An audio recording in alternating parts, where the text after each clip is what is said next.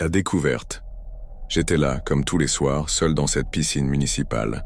Après quelques longueurs, j'ai remarqué cette porte entr'ouverte au bout du couloir, une porte que je n'avais jamais vue, avec un panneau « Interdit au public ». Par curiosité, je l'ai poussé. Un escalier sombre descendait, et au fond, une piscine étrange, immense, avec une lumière jaune diffuse et une eau laiteuse agitée par de petites vagues. J'ai commencé à marcher autour du bassin, mais rapidement, j'ai réalisé que je tournais en rond.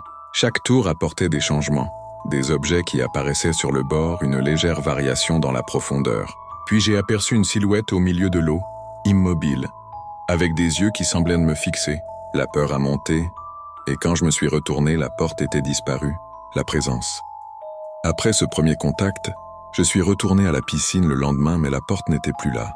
J'ai commencé à entendre des bruits bizarres, des éclaboussures, des chuchotements dans les vestiaires, des ombres qui se glissaient au bord de ma vision. Une nuit, alors que je nageais, j'ai senti une pression sur ma jambe, comme une main glacée. En me retournant, personne.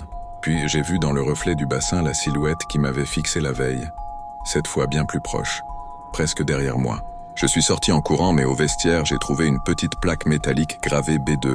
Je l'ai gardée, sans savoir pourquoi. La fuite. Cette plaque m'a obsédé.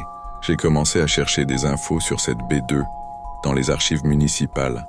J'ai découvert qu'il y avait autrefois une extension secrète de la piscine, fermée après un accident mystérieux dans les années 70. Une nuit, la plaque a émis une légère vibration dans ma main. Soudain, la porte interdite s'est ouverte de nouveau. Cette fois, j'étais prêt. Je suis descendu, suivi par les bruits de pas et les chuchotements. L'eau semblait m'appeler.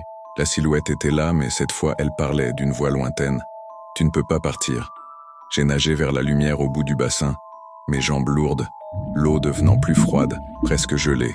J'ai atteint la sortie, mais au lieu de retrouver le couloir, je me suis retrouvé dans une pièce blanche, vide, sans porte ni fenêtre. La plaque B2 est tombée de ma main au sol et un dernier murmure a résonné. « Bienvenue chez nous ».